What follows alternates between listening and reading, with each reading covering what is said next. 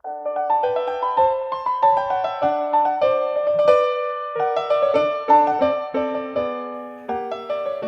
cada dilluns, us donem la benvinguda a l'acte virtual de la plaça de la Vila.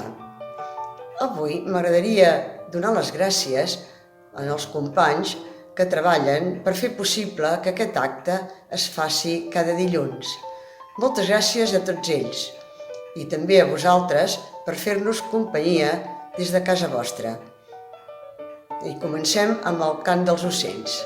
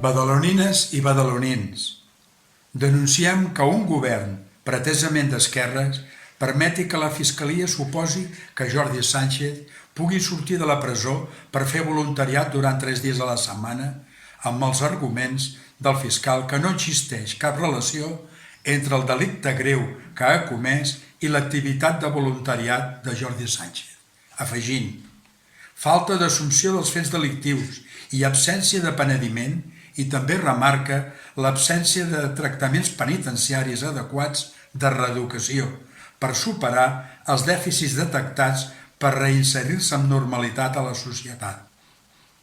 És increïble que això pugui passar en una societat suposadament democràtica. Al fiscal només li queda exigir que a Jordi Sánchez se li apliquin dutxes escoceses i sessions d'electroxocs. És la mateixa línia argumental aplicada a Jordi Cuixart, una fiscalia venjativa i fora de tota mida, mancada d'humanitat i lluny de ser moderada i justa.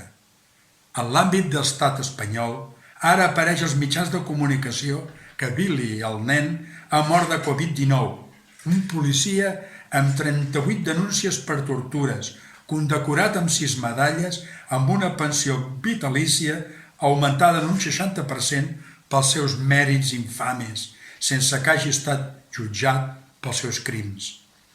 Ha mort al llit com el dictador.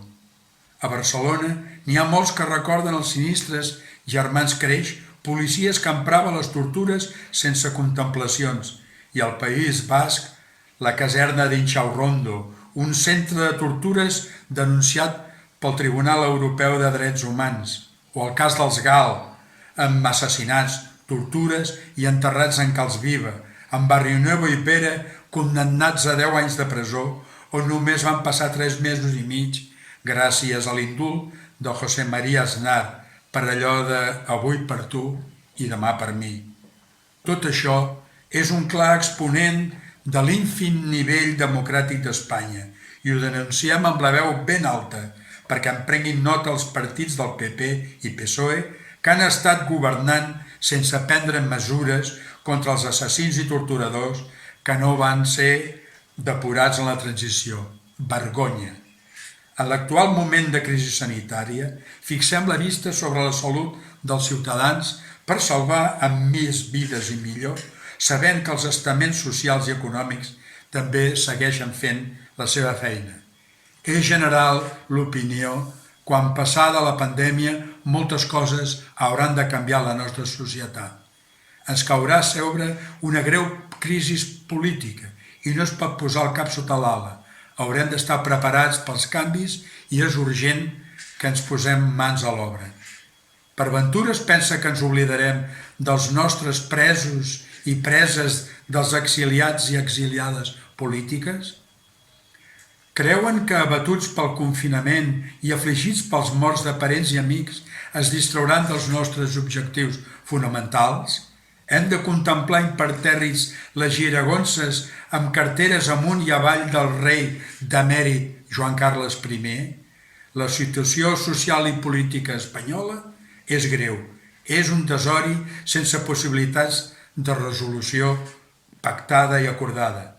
Tots nosaltres hem de fer un esforç sobrehumà per superar les actuals circumstàncies que estan ferotgement en contra nostra. Hem d'actuar amb intel·ligència i habilitat per superar aquesta cursa d'obstacles en la que estem atrapats. La crisi de l'estat espanyol està en un moment delicat. Per ara la sanitària està al davant, però també comença a ser social i econòmica, amb moltes fortes tensions entre partits polítics i les estructures de l'Estat a punt de la fallida. Nosaltres hem d'aprofitar aquesta feblesa per donar un nou impuls a les nostres reivindicacions. Pas a pas, consensuant al màxim amb els partits polítics, organitzacions empresarials, sindicals i socials que vulguin la realització d'un referèndum per aconseguir la República Catalana. En tenim tot el dret i ningú ens el pot negar.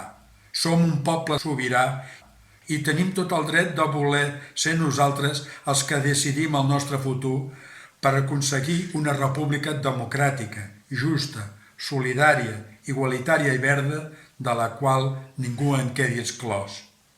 No podem finalitzar la lectura del manifest sense fer esment que demà, a les 12 del migdia, està convocat el ple d'investidura perquè regidors i regidores votin la nova alcaldia.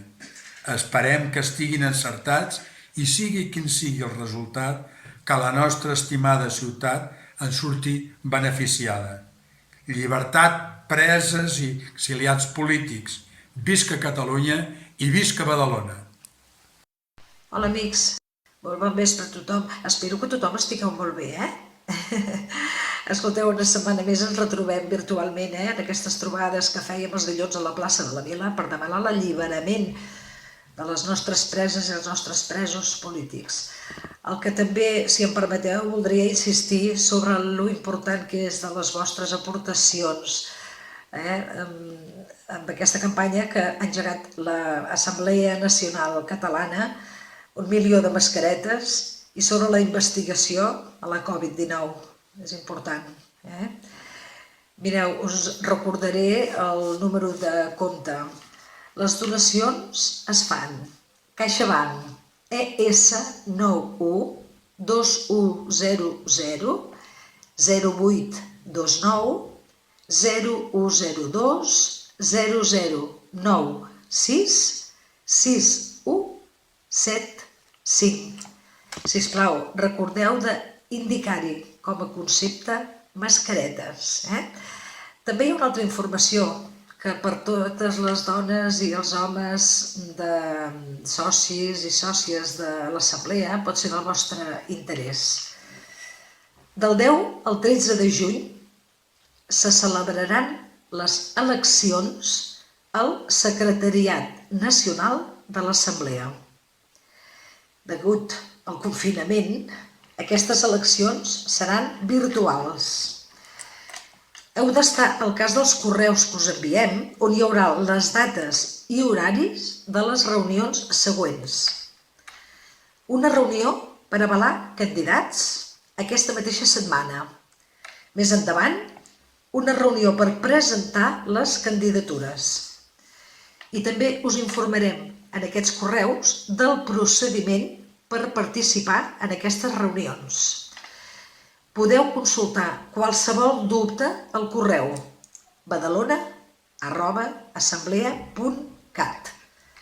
Trobareu les candidatures penjades a les xarxes de l'Assemblea. Vinga, fem més nostra l'Assemblea. Votem els nostres representants al Secretariat Nacional. Vinga, no defallim. Endavant, força. Moltes gràcies. Adéu-siau. Catalunya triomfant, tornarà a ser rica i plena, endarrere aquesta gent, tan ufana i tan superba. Bon cop de falç, bon cop de falç, defensors de la terra, bon cop de falç. Ara és hora, segadors, ara és hora d'estar alerta per quan vingui un altre juny, que esmolem ben bé les eines. Bon cop de falç, defensors de la terra, bon cop de falç, que tremoli l'enemic en veient